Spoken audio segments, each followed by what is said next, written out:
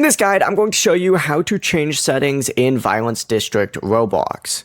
This is Aiden from JustBoz, and before we get into this guide, make sure to like the video and subscribe to the channel with all notifications on. It really does help with the channel and it lets us know that you want more content like this, so we greatly appreciate it. If at any point throughout this guide you did have any questions, just ask them down in the comment section below and we can help you out further. I'm going to be doing my best to reply to every single comment down there. First things first, you do need to open up Violence District, and then you need to go ahead and look up at the settings up in the top left corner.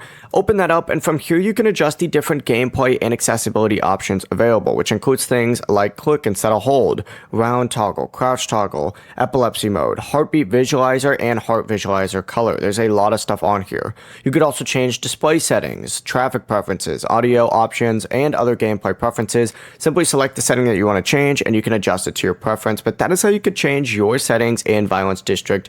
Before you do leave, make sure to like the video and subscribe to the channel with all notifications on. It really does help with the channel and it lets us know that you want more content like this. We'd greatly appreciate it. And if at any point throughout this guide you did have any questions, just ask them down in the comment section below and we can help you out further. I'm going to be doing my best to reply to every single comment down there. Peace.